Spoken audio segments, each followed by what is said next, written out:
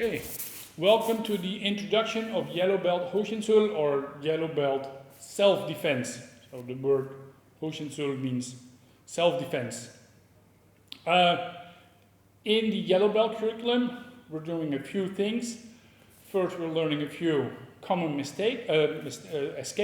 So that will be like the next lesson. And then we'll go to 4 joint locking techniques. So before we go into that, let's look at joints. Okay? For our purpose, there's 3 kinds of joints. There's joints that can do only one thing. So if I look at my elbow, the only thing it can do is this and this. Yeah? So this is like flexing. If I'm hyperflexing, overflexing it, yeah, that is starting to hurt. 1. Now, if I look at my wrist, it can do the same thing. But here, where bending is actually like what my elbow is for, if I'm bending my wrist and I'm going beyond this, then usually it starts to hurt this way. But I can also flex it or overstretch it, and then that starts to hurt. But there's another thing my wrist can do, and that's like rotate here. So I can rotate it inward, I can rotate it outward. So I can bend my wrist, that's going to hurt. I can rotate it outward, that's going to hurt. I can rotate it inward, that's going to hurt. I can bend and rotate it outward, or I can bend and rotate it inward. So those are a lot of possibilities you can do with your wrist. I can like stretch it, then rotate it. Now if we look at the shoulder can do 3 things. It can go up and down here. It can go back and forth, and it can rotate. So if the elbow can just do 2 things, and we saw with the wrist, it could do a lot of things. You can imagine is that the shoulder gives us even more opportunities to hurt or control our opponent. Okay, so that's one thing you have to know about joints. Yeah? So there's 3 kinds of joints. Joints that can do 1 thing, 2 things, or 3 things. Okay? Then, what's important to know, I brought Bob again. This is Bob's center line. Okay?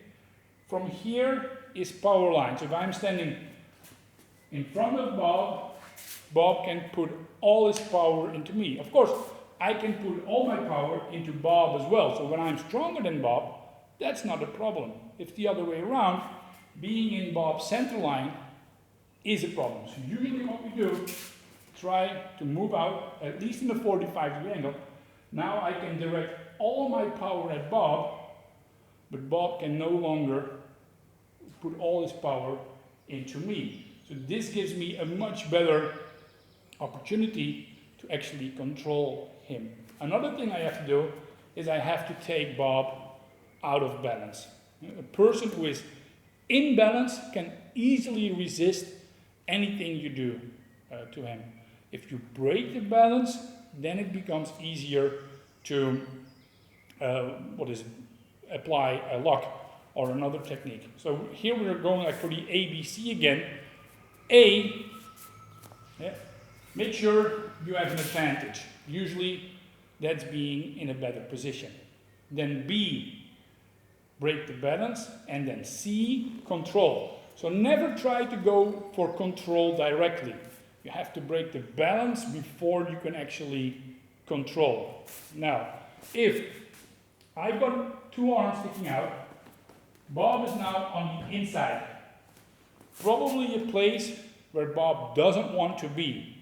As a martial artist, usually what we try is to go to the outside. Now Bob is on my outside, and this is a much better position for Bob to be in than being on the inside.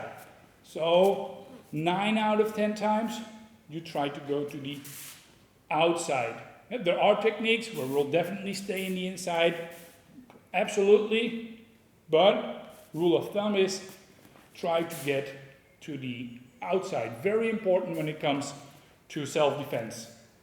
Later on in the curriculum, when it comes to self-defense, we'll also do throws, but at this level, it will be for yellow belt, the first 4 basic locks, and then for orange we'll get 4 more. So we have like 8 basic locks that you have to know, and then there will be a lot of variations through those locks, but those 8 come first. So let's go into the escapes, and then we can continue to our first locks.